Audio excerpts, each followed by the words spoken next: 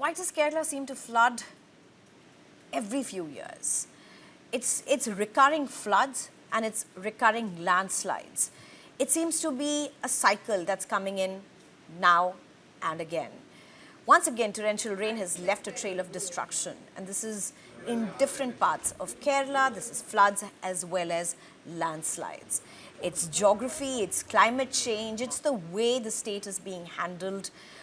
It's policy, it's action, it's a whole lot of things. But more than me talking about this, I would want to introduce my experts at this point who understand what's really happening on ground zero. I'm being joined by Thomas Lawrence, who's an environmental activist, as well as Dr. Roxy Matthew Cole joins us, who's a climate scientist. Thank you very much, climate scientist with Indian Institute of Tropical Meteorology. Roxy, what's happening, Roxy? Across Kerala, 2018, 2024, 2026, and a whole lot of years in between that as well. Severe flooding, landslides that's wreaking havoc. Thank you, Sneha, for inviting me to this discussion. In fact, this flood is quite close to me because even my hometown, the area around my house where my parents stay, it got flooded, and they're surrounded by water for the last 2 days. And if you look at how the rainfall manifested,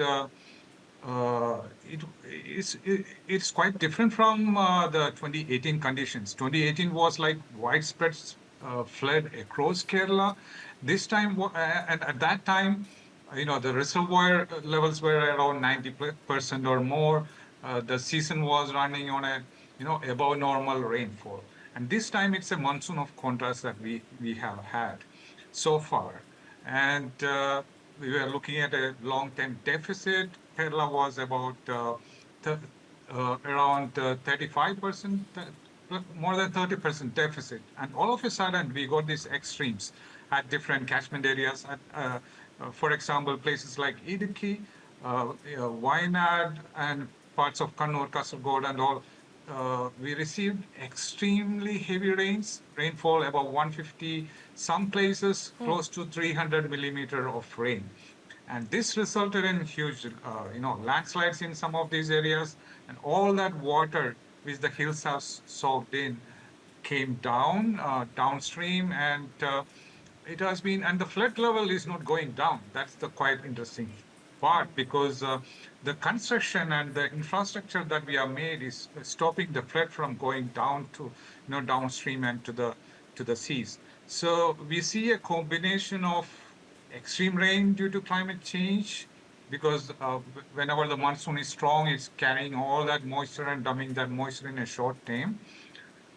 At the same time, which is being amplified by land use changes, land development, and how we have prepared the environment, which cannot hold this water. There are no floodplains. There are no. There is no open space for the water to sink in or flow out of. So that flood which is happening is prolonged than earlier. And also the landslides. If you talk about the landslides, Kerala about 50% or more of the geography, like you said, have huge slope.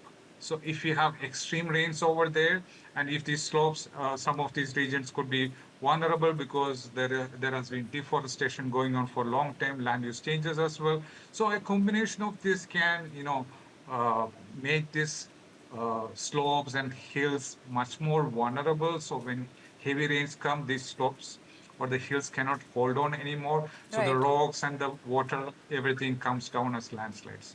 So we see such a kind of situation arising. Roxy, you were mentioning about your hometown. Where is your hometown? Pala, Varanganam. It's in Kottayam. Pala, and importantly, Pala is an uphill area. It's an uphill area. Yeah, Pala is somewhere between. So we have Punyar and Idukki Kottayam border, and then the water comes down. Yes. So Pala is somewhere in between. And it's not even like a downstream, down area. It's not downstream. It's not, yeah. Thomas Lawrence joins us, environmental activist. Thank you very much, Mr. Lawrence, for joining us. Thank what you. are the scenes that you're seeing around you?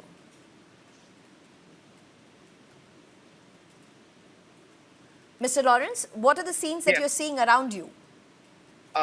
Basically, like in Techno Park, which is one of the big IT parks In here, Trivandrum, you that's the know, capital. in Trivandrum, we are advocating not to fill those wetlands out there. In fact, the National Green Tribunal has given them a 15 crore fine, which is the biggest fine for destruction of wetlands in India. I can say that, but still they are, filling the wetlands, and in the name of development, they are doing all those stuff. So again, one rain, the entire thing is flooded. In Techno Park.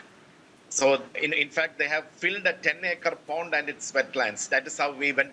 We took that case all the way to the Supreme Court, and finally NGT had given them the 15 crore fine. So what is basically happening is they are encroaching on all the floodplains, basically. Then they are destructing hills and filling these wetlands with those. Like in Techno Park, through RTI itself, they have said they have filled the 10-acre pond with 100,000 cubic meters of foreign soil.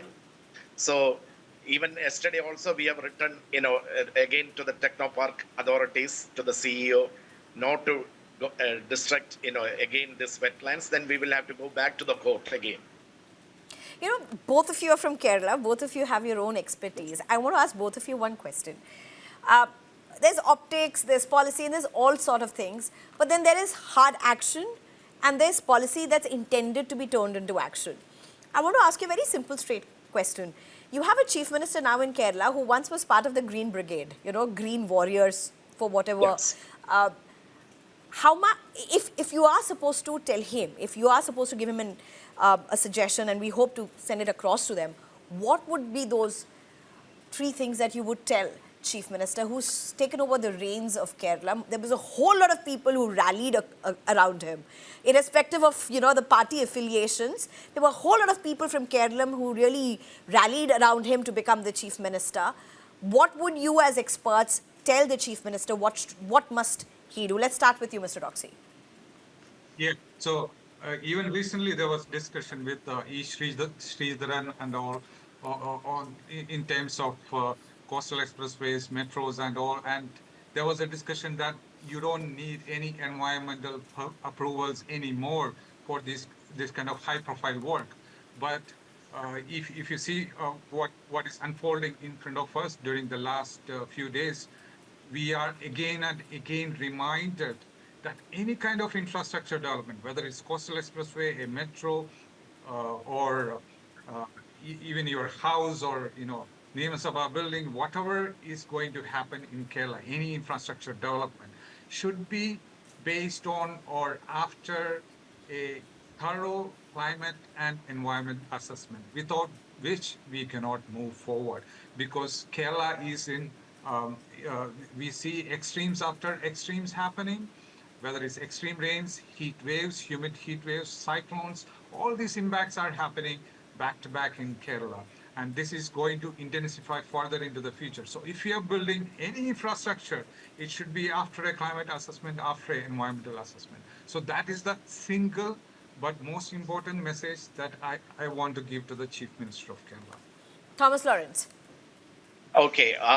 See, in fact, in 2017, when we started this Save Wetlands International movement, the first person we met was the current Chief Minister. So he was very warm, and so we keep in touch with them. But the major thing what I say is the State Environment Impact Assessment Authority. What they are doing is they are just giving clearances right and left without proper assessment, or in certain cases, for example, let me take a Wayanad tunnel.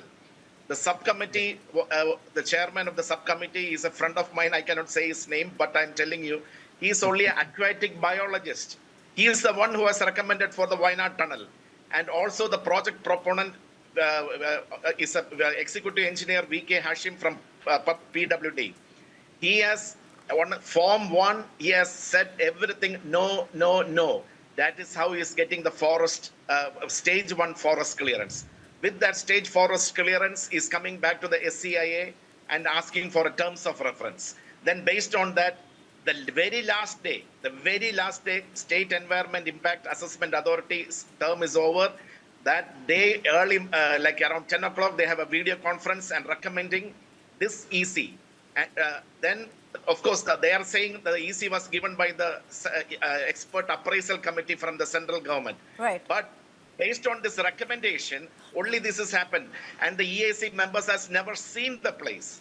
There never been a site visit by the EAC members. And they just, so same thing which is happening in several quarries, which is coming very close to the, National Wildlife Park or National Park. In a small print, they will say, before you start the project, you get the clearance from Standing Committee of the National Board of Wildlife. But nobody will get a clearance from there. They just go back to the panchayat, then they say Right. we got an EC.